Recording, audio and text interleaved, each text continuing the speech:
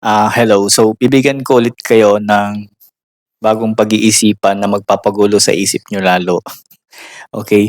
So, meron tayo ditong comparison ng requirements sa pag-apply sa Philippines and then sa South Korea, okey? So, nakaraang video na-explain natin kung gaano kalaki yung sahod sa Korea compare sa Pilipinas, okey? Ngayon naman is eto yung topic natin, applying for work in the Philippines versus in Korea, okey? So alam natin lahat 'yan, maraming mga vlogger na gumagawa din ng ganitong klase ng video about yung mga requirements sa pag-apply ng trabaho sa Pilipinas, okey. So kita niyo dito yung ayan, applying for work in the Philippines, ayan yung mga requirements na kailangan niyong kumpletuhin bago kayo um, makapagtrabaho, okey. Ayan, so basahin niyo na lang, isa-isahin niyo na lang, 'di ba sobrang dami ng listahan, hanggang 15 yung listahan. Kailangan mo munang kumpletuhin 'yan bago ka makapag-apply ng trabaho tapos hindi ka pa sigurado na matatanggap dito sa Philippines sa trabaho kasi nga sobrang dami ng nag-a-apply. Sobrang dami ng mga sobrang dami ng mga nagiging 18 years old at naghahanap ng trabaho, okey. So ayan yung mga requirements para makapag-apply kayo. Apply pa lang yun, di ka pa siguradong tatanggapin kasi sobrang dami nga ng mga nag-a-apply ng trabaho sa Pilipinas. Tapos, ang pangit pa sa mga company minsan, kahit kumpleto yung requirements mo, ang kailangan nila experience sa trabaho. Eh kaya ka nga mag-a-apply or magtatrabaho sana sa company nila para magkaroon ka ng experience. Yung ganun ba, 'di ba? So ang hirap talaga makahanap ng trabaho. Ang dami ng requirements sa Pilipinas tapos ang kompetensya madami din, okey? Tapos ang baba pa ng sahod. Okay. So ang ending, yung pag-asikaso mo pa lang ng mga papeles na 'yan, ano na magkakautang-utang ka na talaga, okay. So ang dami ng listahan 1 to 15, 'di ba? Tapos yung sahod mo 13 to 18,000 gano'n. Sabihin ng 20,000, 'di ba? Ang baba pa din niya, mamamasahe ka pa, kakain ka pa, 'di ba? Ang daming gagastusin talaga tapos ang baba ng sahod, okay. So ngayon, punta tayo dun sa kabila, in Korea, okay.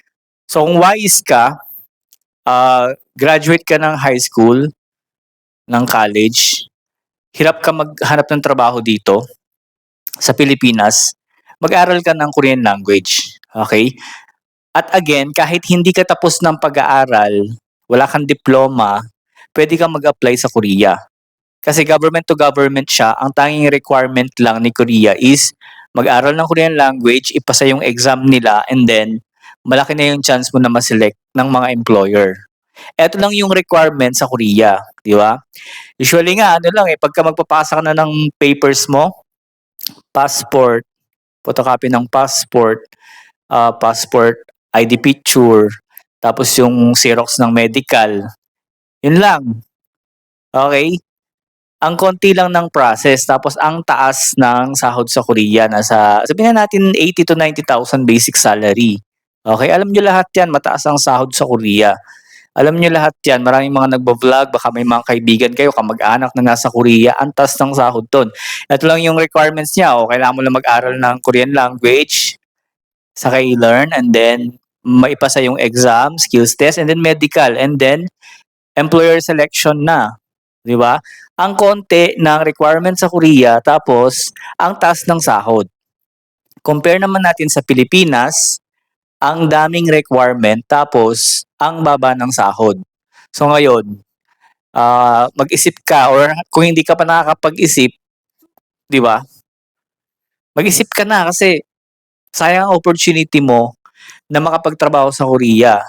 Mataas ang sahod sa Korea. So kailangan mo lang gawin masipag kang mag-aral, makinig ka sa akin 'pag magpapa-assist ka sa akin, magsipag ka sa pag-aaral. Panigurado papasa ka sa exam at makakapag-work ka sa South Korea at mababago mo yung financial status mo talaga. So kahit hindi ka graduate dito, kahit wala kang diploma, puwede kang mag-apply sa Korea, 'di ba? Basta maipasa mo yung Korean language exam, yun lang yung pinaka-catch dun, okey? Maipasa mo yung Korean language exam. So ngayon mag-aaral ka ngayon. So ngayon mag-e-enroll ka sa'kin, magpapa-assist ka sa'kin, i-guide naman kita sa process, okay? Ano ba yung mga credibility ko? Ako ay galing na ng South Korea 2014. 4 na beses na akong pumasa sa EPS topic exam. May record ako kung gusto nyo. Copy sa HRD Korea. And then, 10 years na akong nagtuturo at nag-a-assist ng mga interested na magtrabaho sa South Korea. So ngayon, siguro sapat na yung mga dahilan na yon para mag-aral ka na. Simulan mo na yung pag-aaral. Habang wala pang registration, mag-aral ka na. Kung nag-aral ka naman na tapos nakalimutan mo na, pwede ka magpa-review sa akin, advance review. Siguro yung 4 na beses ko na pagpasa sa exam, sapat na yun para ma-share ko sa inyo at mapatunayan ko sa inyo na may mga tips pa kami na pwedeng ibigay sa inyo na makakatulong sa inyo para makapasa sa exam. Okay. Tingnan mo yung requirements sa Philippines, ang dami, di ba? Tapos ang daming mga nag-a-apply, di ka pa sigurado. Palakasan pa, yung may mga backers, sila pa yung mga nauuna o mapipili. Okay? So ngayon, mag-isip-isip ka. Kung may budget ka, eto naka-promo kami, 2,500 lang yung tuition fee. Full assistance na yun hanggang sa makaalis kayo. So, kung may budget ka, kung yung mga cellphone nga, nangungutang tayo para magka-cellphone lang na bago. Pag nabasa ng tubig, pag nanakaw, wala na.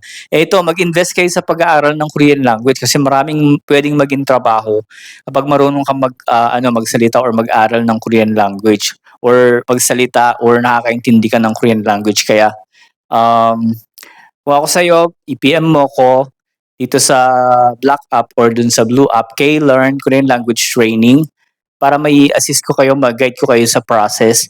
Piliin mo yung Korea, mataas ang sahod sa Korea.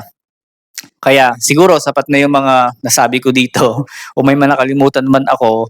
Basta yung process yan lang. Kailangan mo mag-aral ng Korean language tapos makapasa sa exam. Yung mga requirements, pag aalis ka na, may mga PSA yun. Natural lang naman na na requirements yun.